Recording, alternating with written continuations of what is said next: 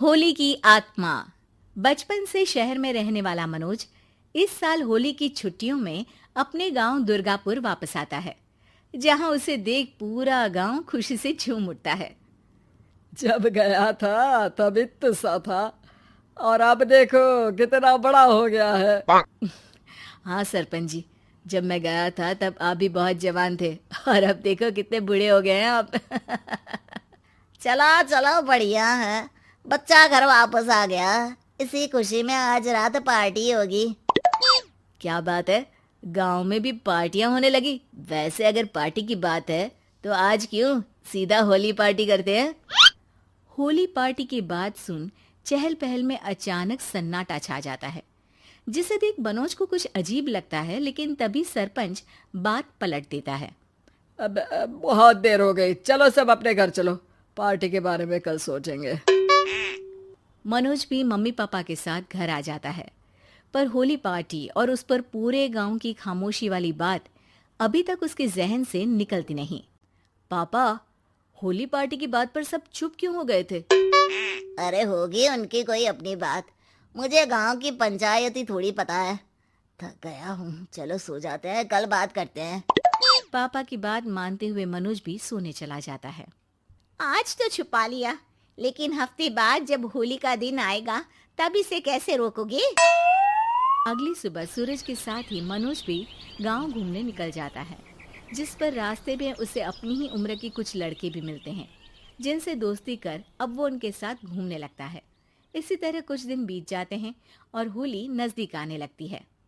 दोस्तों, होली में 4 दिन ही बचे हैं, पर गांव में उसकी कोई तैयारियां क्यों नहीं दिख रही।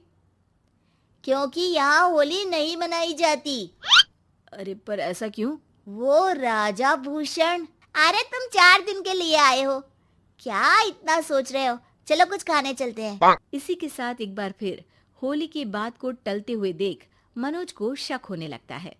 वो घर पहुंचते ही इंटरनेट पर अपने गांव और राजा भूषण के बारे में जानकारी निकालने लगता है। क्या? मुझे आज तक ये नहीं पता था। ऐसा कैसे? किसी ने मुझे कुछ बताया क्यों नहीं? सारी जानकारी लेने के बाद मनोज गांव वालों या अपने मम्मी पापा से कुछ पूछे बिना खुद ही उसकी सच्चाई के बारे में छानबीन करने लगता है, जिसके चलते वो राजा भूषण की हवेली में पहुंचता है। वाह, क्या हवेली है यार।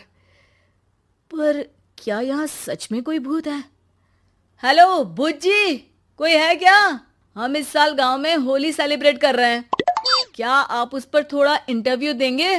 मनोज के ऐसा बोलते ही गांव में तूफान उठ जाता है और हवेली में रखी सारी चीजें हिलने लगती है।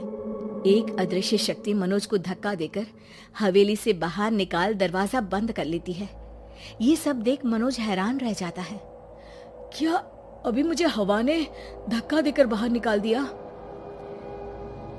मेरे होते हुए इस गांव में कभी होली नहीं मन सकती, इसलिए दोबारा ऐसी कोशिश भी मत करना, अंजाम बुरा होगा। आवाज सुन मनोज हैरानी से इधर उधर देखने लगता है, पर उसे कोई दिखाई नहीं देता। वो गांव वापस आ जाता है, जहां तूफान की वजह से सब कुछ तहस महस हो चुका होता है। आखिर ये तूफान आया कैसे? ना ऐसा कोई मौसम था और ना ही हमने होली का त्योहार मनाने की बात की थी। सरपंच की बात पर कोई रिएक्शन दिए बिना मनोज चुपचाप अपने घर चला जाता है। इस तरह देखते ही देखते होली का दिन भी आ जाता है और मनोज रंग लेकर गांव में निकल जाता है, लेकिन गांव पूरी तरह खाली होता है। अरे त्योहार का दिन है, धूमधाम की जगह मातम क्यों मनाया हुआ है? मनोज की आवाज सुन सब अपने घर की खिड़कियां खोल के घर के अंदर से ही उसे वापस जाने के लिए कहने लगते हैं, पर वो किसी की नहीं सुनता। तुझे पहले भी समझाया था, अगर होली खेलने की कोशिश भी की तो अच्छा नहीं होगा। अरे बात मान लो बेटा, तुम्हें सच नहीं पता। मुझे सब पता है। सालों पहले इस राजा ने एक अंधविश्वास फैलाया और आप लोग आज तक उसे मानते आ रहे हो। अरे बेटा, जब तुम पैदा भी नहीं हुए थे उससे भी बहुत पहले से इस गांव पर होली का श्राप है। अगर गांव में होली का त्योहार मनाया जाता है तो प्रलय आना पक्की बात होती है। राजा भूषण इस सब में नहीं मानते थे और त्योहार मनाने लगे, जिसके चलते होली वाले ही दिन पहले उनके बेटे की और फिर उनकी मृत्यु हो गई। तभी से गांव की रक्षा के लिए उनकी आत्मा उस हवेली में रह रही है। सबकी बातें सुन मनोज उलझन में पड़ जाता है। सोचना भी मत मनोज, अगर तुमने इस परंपरा को तोड़ने की कोशिश भी की तो उसका परिणाम इस गांव और गांव के लोगों के लिए अच्छा नहीं होगा। मुझे भी यकीन नहीं हो रहा कि आप लोग एक बेतुकी बात को मानकर सालों से रंगों के त्योहार को मातम की तरह मनाते आ रहे हो। मनोज किसी की कोई बात ना मानते हुए पूरे गांव में रंग बिखेर देता है, जिसके तुरंत बाद वहां तूफान के साथ बिजलियां गरजने लगती है। अचानक मौसम में ऐसा बदलाव देख जहां मनोज कंफ्यूजन में आ जाता है, वहीं गांव वाले डर से सहम जाते हैं।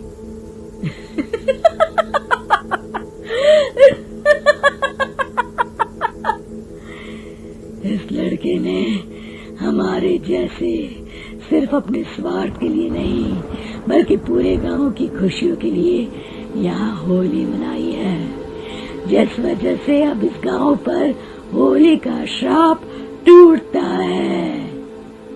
ऐसा बोलकर राजा का भूत वहां से गायब हो जाता है, जिसके बाद गांव के लोग धूमधाम से होली मनाते हैं। खुशियों के रंग गांव में बिखरे ही होते हैं कि अगली सुबह अचानक मनोज कहीं गायब हो जाता है और एक बार फिर गांव में होली का नया राज शुरू हो जाता है।